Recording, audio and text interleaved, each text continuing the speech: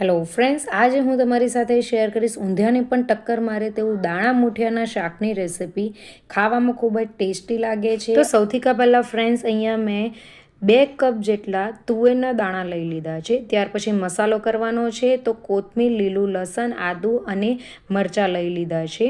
આ રીતે આપણે મિક્સર જારની અંદર બધું એડ કરી દેવાનું છે અને તેની આ રીતે પેસ્ટ બનાવીને રેડી કરવાની છે. ત્યાર પછી અહીંયા મેથી લઈ લીધી છે, તેની અંદર બેસન એડ કરવાનું છે, લીલું મરચું જે હમણાં રેડી કર્યું હતું તે, ખાંડ, તલ, હિંગ, લાલ મરચું, ત્યાર પછી હળદર અને ધાણા પાવડર એડ કરવાનો છે, અજમો એડ કરવાનો છે, મીઠું અને સોડા એડ કરી દેવાનો છે અને ઉપરથી આપણે લીંબુનો રસ એડ કરી દેવાનો છે અને 1 ચમચી તેલ નાખીને આ બધું જ આપણે મિક્સ કરી દેવાનું છે અને થોડુંક જ પાણી એડ કરીને આપણે એક ડો બનાવીને રેડી કરી દેવાનો છે. તો મૂઠિયા માટેનો આપણે લોટ બાંધી દીધો છે. હવે નાના નાના સ્મોલ સાઇઝના મૂઠિયા બનાવવાના છે. તો આટલી સાઇઝના મેં મૂઠિયા બનાવીને રેડી કર્યા છે.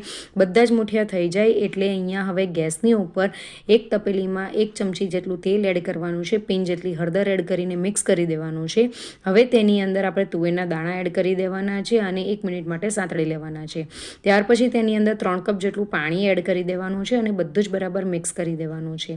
મિક્સ થઈ જાય એટલે તેની અંદર આ રીતના બબલ્સ આવે ત્યાર પછી તેની અંદર આપણે જે મૂઠિયા બનાવીને રેડી કર્યા હતા એ મૂઠિયા અંદર એડ કરી દેવાના છે. ફક્ત 8 જ મિનિટની અંદર મૂઠિયા પણ ચડી જશે અને આપણા તુવેરના દાણા પણ ચડી જશે. તો 8 મિનિટ પછી આપણે ગેસની ફ્લેમ બંધ કરી દેવાની છે. અહીંયા મૂઠિયું પણ આસાનીથી તૂટે છે. ત્યાર પછી અહીંયા પેણીની અંદર 3 ચમચી જેટલું તેલ એડ કરવાનું છે, તેની અંદર રાઈ અને જીરું એડ કરવાનું છે અને હિંગ એડ કરીને બધું જ બરાબર મિક્સ કરી દેવાનું છે.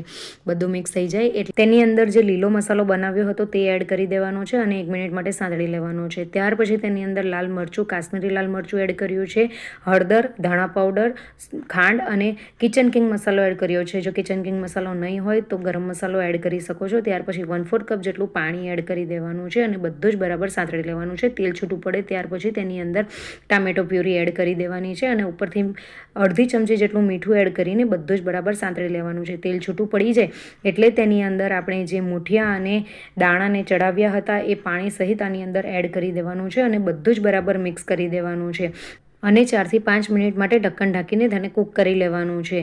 તો આ રીતની તેની કન્સિસ્ટન્સી છે. તેને ઉપરથી કોથમીરના પાન એડ કરી દેવાના છે. તો અહીંયા આપણું દાણા મૂઠિયાનું શાક બનીને રેડી થઈ ગયું છે. ફ્રેન્ડ્સ, એકવાર આ શાક જરૂરથી ટ્રાય કરજો. ખૂબ જ ટેસ્ટી લાગે છે, હેલ્ધી છે અને મૂઠિયા તળવાની ઝંઝટ પણ નથી. તો ફ્રેન્ડ્સ, તમને મારી રેસિપી ગમી હોય તો રેસિપીને લાઇક, શેર અને કમેન્ટ કરજો અને ચેનલને જરૂરથી સબસ્ક્રાઈબ કરજો. Thank you for watching. Bye. Enjoy.